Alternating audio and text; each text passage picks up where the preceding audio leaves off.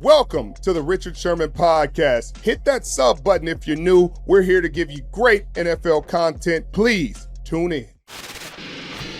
And now,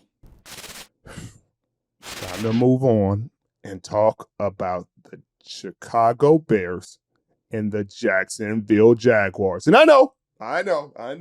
Don't keep beating up Trevor Lawrence. I mean, it's enough. He's seen. I know.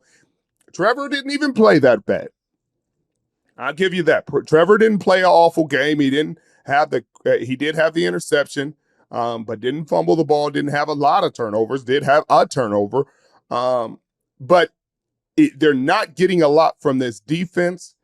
And Caleb Williams, who struggled this season at times, to diagnose defense, holds the ball a little bit, especially when you disguise coverage a little bit, had his best game as a pro.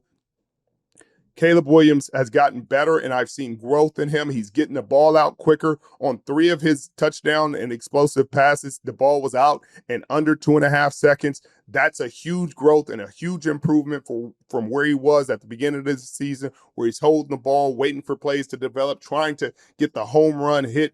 Now he's understanding, hey, you can get a home run off a line drive. It's going to be an infield home run, but he's getting the ball to his playmakers quick. Keenan Allen being back and healthy is a huge part of that. He threw a dime to him early in the game for a touchdown. That's a great safety blanket to have. Cole Kmet had a really good game. They're being creative. That's what I really like about what I'm seeing about the Chicago Bears is the creativity offensively. I'm seeing a lot of motion. I'm seeing a lot of screen games. I've seen plays that I only seen from Kyle Shanahan and Andy Reid before. I mean, you're talking about the fake tunnel screen to the fake bubble screen to the seam straight down the middle. I saw Kyle Shanahan do it against the Seattle Seahawks a number of years ago. I saw the Kansas City Chiefs do it against us. And when I was in San Francisco in 2018, I seen him do it a number of other times.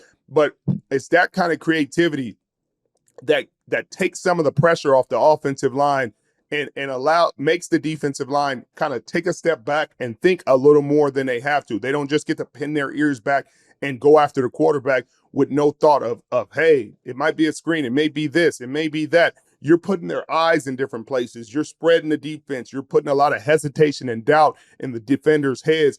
And that's what's allowing Caleb Williams to continue to thrive. He's 7 touchdowns and to 1 interception, 74% completion percentage, 122.8 passer rating in the last 3 games. That's an incredible deal. We were very tough on the Chicago Bears offensive line.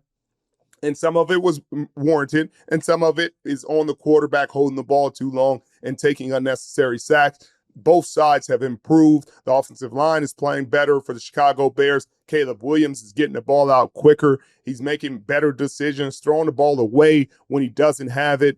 Those are some of the things you learn as a young player. You get better. Another revelation that's coming into the fold is DeAndre Swift.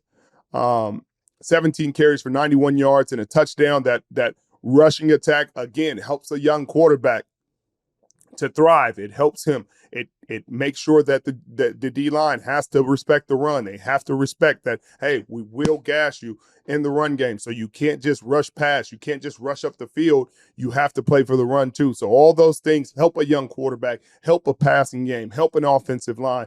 And that's what's happening. But then on the other side, this Chicago Bears defense has been legit. We talked about the number 1 defense since week 8 of last season, continuing what they started at from week 8 last season. They're playing good defense. They're getting turnovers.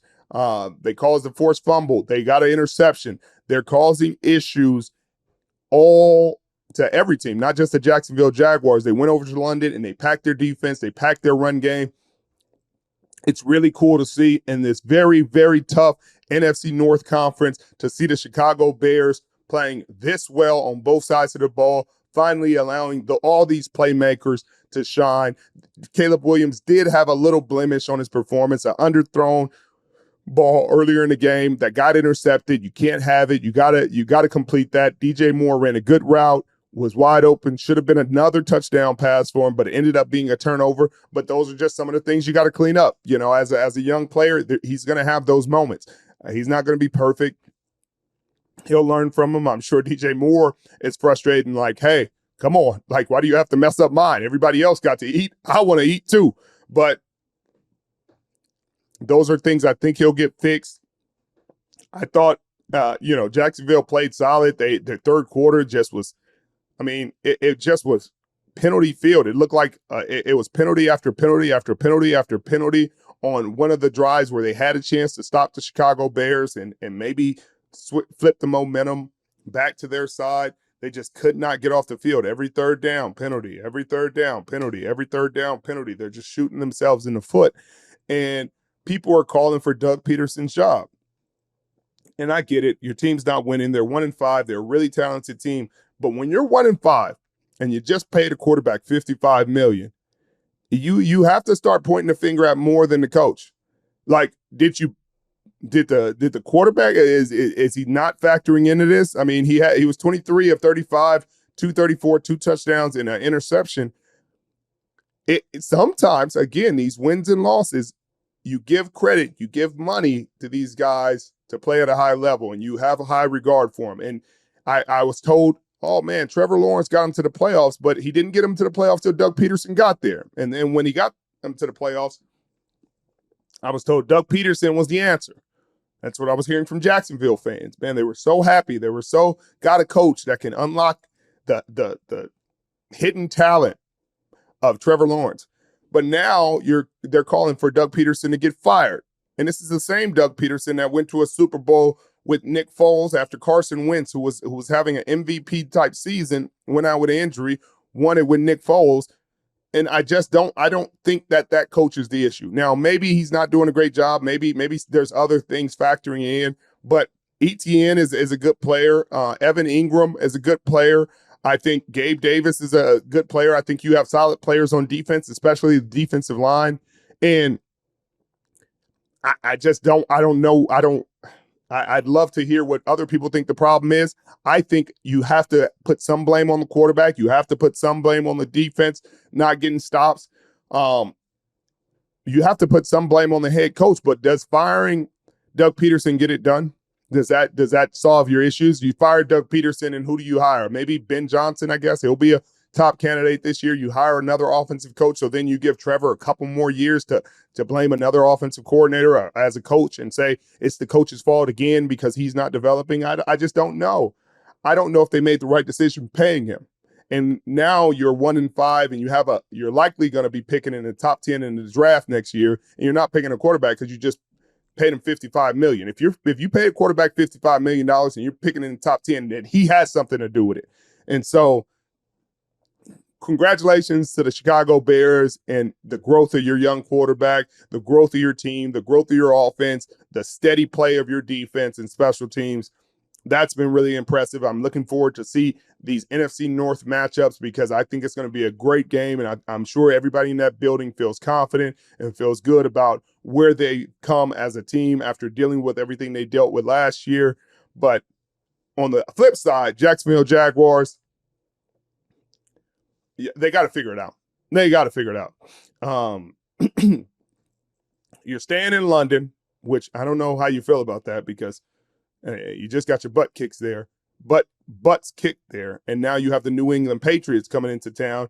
And Drake May didn't have the worst game in the world, but he's still learning. He's a rookie quarterback. They don't have as much talent as he probably needs to really thrive, but he made some cool plays, had a 40-yard touchdown. So this isn't going to be a pushover game either. This is two relatively bad teams by NFL standards coming in to play each other. And if the Jacksonville Jaguars lose this game, I would expect them to make a move to remove Doug Peterson from the head coaching job. I don't think it's the right decision, but I think that the noise would get too loud for them not to make a move, for them not to fire somebody. Somebody's going to have to go if they're 1-6 after this week and lose to the New England Patriots in London, which is their pseudo home game in the UK because that's a fan base that follows them. That's where they put a lot of their resources.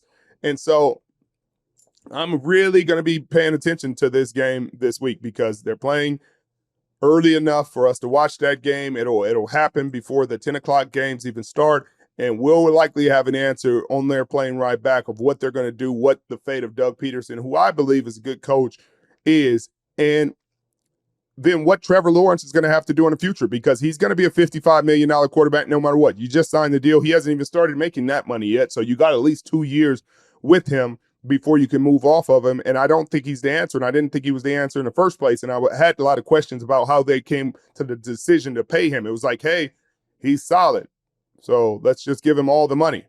Like, no. That's a quarterback you franchise and you make prove it again. But now you're stuck in that contract. Now you're blaming head coaches. So if you get rid of the head coach and bring another head coach in and it doesn't work, then what? Then they're like, oh, Jacksonville's just cursed. Well, I saw Blake Bortles take him to an AFC championship. So I don't know. I got ridiculed for the Gardner Minshew comment.